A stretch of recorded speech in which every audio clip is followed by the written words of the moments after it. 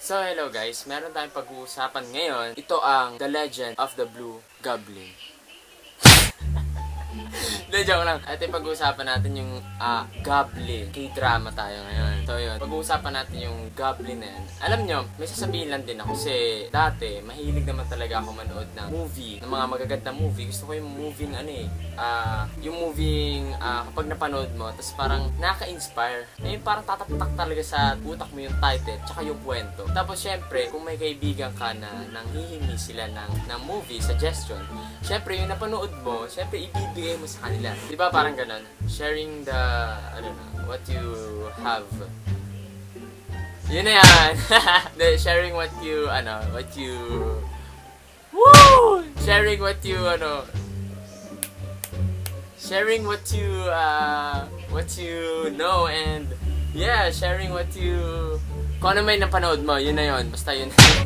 Nahirapan mag-English no? Palagi ako nanonood ng movie, lalo na kapag maganda talaga. So, dati, nanonood na rin ako ng mga episodes. Kapag talaga maganda yung movie. Pero ito, kwento ko lang sa inyo talaga na, hindi ako mahilig sa K-drama. I mean, marami nang nagsasuggest sa akin na, uy, panoorin mo to. May bagong K-drama tayo. Maraming ganun ako kay mga kaibigan na nagsasuggest sa akin na panoorin ko to, K-drama. Pero nasa isip ko, naririndi ako eh. Naririndi ako sa isip ko na parang, ayoko nga.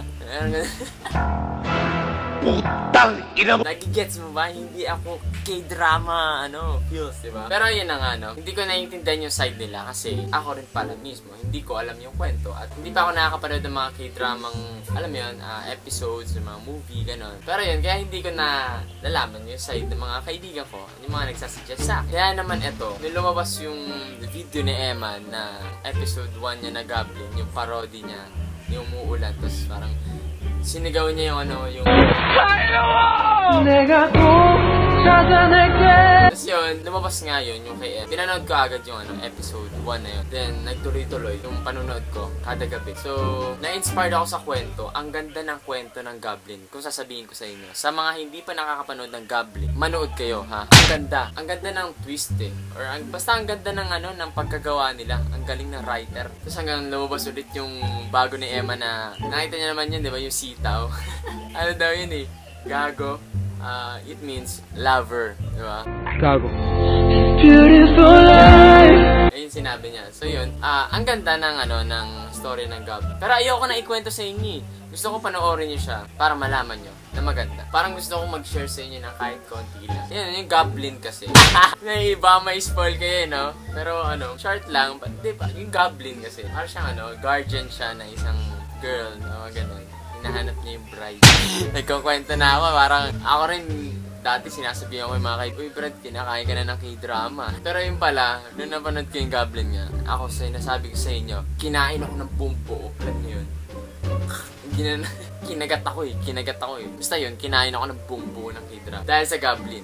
Kasi ang ganda nga na story yan. So ano ba? Kung may mga suggestion kayo dyan na dapat kong panoorin na Korean drama, i-comment nyo lang dyan sa baba. At yun na nga, sa lahat ng mga nanonood dyan ng Goblin, syempre makaka-relate kayo sa part na kapag kilig part na nila. Tapos yung tugtog na Beautiful Life.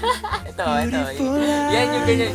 Yan tugtog na yan, kikiligin ka talaga kasi ang lupit ng part nila, di ba? Kaya kinikilig ako sa ngiti ni Yunta. Yung ngiti niya eh.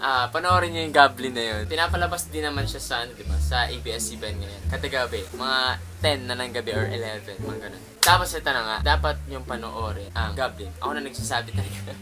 Ulit-ulit tayo dito ba? Ako na nagsasabi sa inyo. Gusto, panoorin niyo yung Goblin. At panigurado, kakainin din kayo ng kakainin din kayo ng K-drama yan. Maniwala ka, kakainin ka. So yun na nga, share ko lang talaga. At huwag kakalimutang i-like tong video to, i-share, at comment ka na rin sa baba. At syempre mag-subscribe din sa YouTube ko. So yun, salamat sa panonood mo at support Filipino Vloggers. Ingat!